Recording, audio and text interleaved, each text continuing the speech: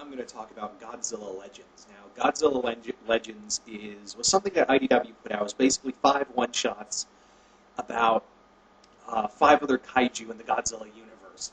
Anguirus, Rodan, Hedorah, Kumonga, and Titanosaurus. I got the trade along with this and Godzilla the Half-Century War, which I have not yet read as the time of this recording. I do intend to make that on my... that is going to be the next thing I'm reading, because now obviously I'm reviewing it now. Anyway, I'm rambling now. Let's get on to the review. So, Godzilla Legends on a whole is okay. If you're a fan of like these fun one-shot stories like the Arkham Asylum, like the Joker's Asylum stuff, or like the Tales from the like Marvel one-shots kind of stuff, that's kind of what it is. This is like one of the IDW micro series. I kind of actually want to see, as much as I said this was okay, I kind of want to see this because there's a lot of place for other monsters. Like, I would love to see, like, one for Gigan and King Hedorah and King Caesar, even Space Godzilla, and yeah, I'd like to see other monsters, like, actually, more like the lesser-known monsters. I know, like, these were better-known monsters, except Kumonga. Maybe, I'd like to see ones like I said, King Caesar or Gigan, a few other kaiju here and there. But yeah, all in all, the first volume was okay. But again, I'd like to see like Godzilla Legends 2, because I do love reading about other. I love Godzilla, but it's always fun to see other spotlights on the other kaiju.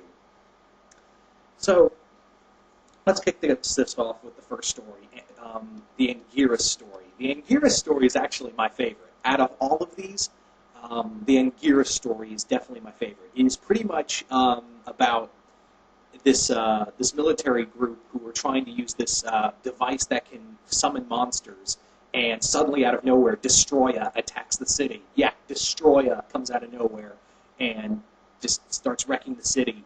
And they try to call Godzilla, and they end up calling Anguirus instead. And most of you guys, those who watch Godzilla, know that Anguirus is like the Krillin of the kaiju world. He doesn't have a really good track record of winning. And they bring that up. Like, they literally come out and say, yeah, Anguirus sucks. But I love the artwork in here, and I love the fight between Destroya and Anguirus. Yeah, it is a really cool fight between Anguirus and Destroya. I love it. I love this issue. It shows how cool Anguirus can be. And it also has some fun moments. Like, there's some funny moments here and there. I really enjoyed this one. This was a lot of fun. The characters themselves the human characters were all right. They were like, oh, you got this one scientist who was originally trying to make a whale caller, but instead he made it to call Godzilla, and that led to one of Godzilla's first attacks. And now he's part of the military to try to make a device that could drive them away. And yeah, but he's okay. The human characters are okay. It's more or less the artwork and the monster and the kaiju fight. Yeah, definitely the Anguirus one is really good. Now I'm going on to probably the worst story on here, the Rodan story. I love Rodan, but god damn it. First off, the artwork in here is so freaking terrible. The artwork in this story is goddamn ridiculous. It looks like terrible cartoony art. Also, the human characters don't help to this. I could forgive the art if the story was good. The story sucks. It's literally this guy who steals Rodan's egg, and what he does is, like, he covers it like Gollum, and he spends more time with it than his son, and his son is kind of is picked on all the time. So he helps his son steal the egg when the military says, we got to dispose it rather than return it to Rodan. And the son steals the egg from his dad, and the son uses it to summon Rodan and kill all the bullies. Yeah, these people are terrible. These characters are horribly written. They're horribly written people. This is just... The Rodan story is just one big fuck it. It is one big fuck it for the Rodan story.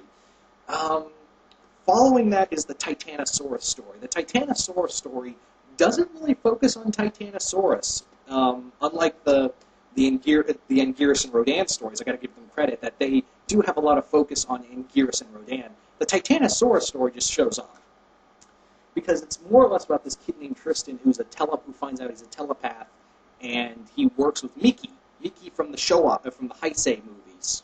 Most of you guys remember her from the Heisei series of God throughout the entire Godzilla run from 1985 to Godzilla vs. Destroyer. So, yeah. So that was a cool little thing. And we also get the simians. We basically get the simians in here, the shape-shifting aliens from the Showa era.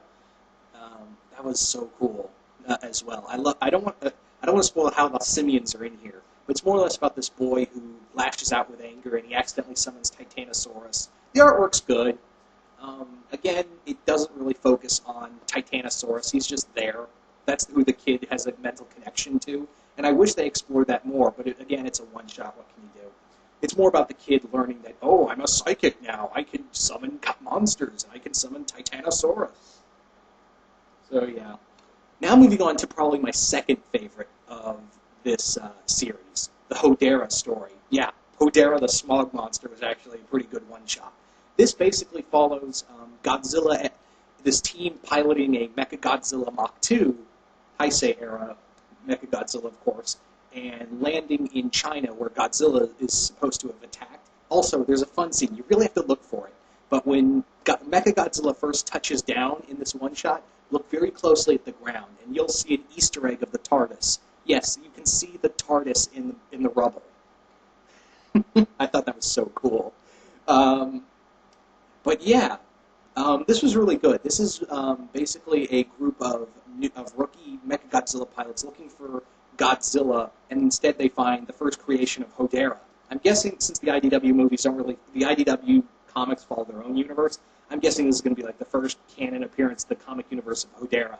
And it's a really cool three-way battle between Hedorah, Mechagodzilla, and Godzilla. It is such a badass fight. So yeah, that's definitely my second favorite story. Now moving on to the final story involving Kumonga, the spider.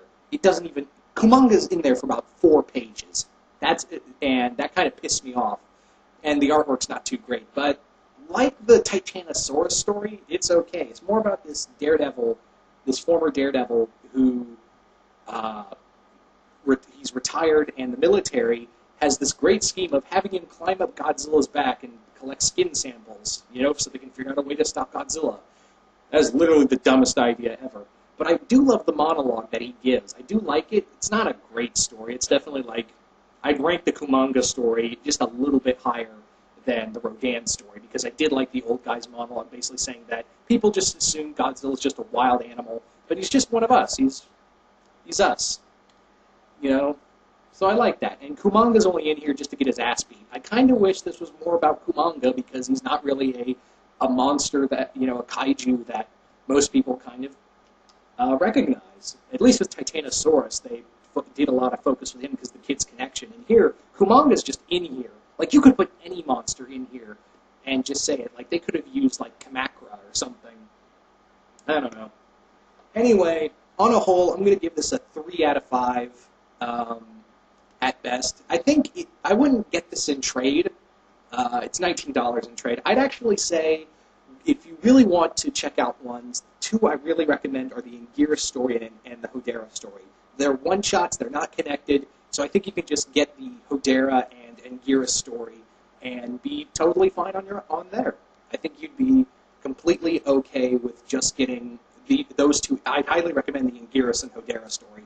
If you want, you can check out the Titanic, like I said, the Rodan story, not good at all. The Kumonga story doesn't really feature Kumonga. It just shows just this minor fight sequence where it's just basically Kumonga getting his ass beat. And it focuses more on Godzilla, really. And the Titanosaurus story's okay. The Rodan story, I'd say, completely fuck it. But, like I said, I'd say go online or look for these, just look for these cheap, more or less. Just look for, like, cheapo versions of this, or back issues of the Hedorah and Anguirus story, because those I highly recommend. Out of these 5 stories, those 2. But the only one I really walked away hating was the Rodan story. Even the Kumonga story had a little something there, even though the artwork wasn't that great. Anyway, guys, once again, I hope you guys enjoyed this review, and I will see you guys later.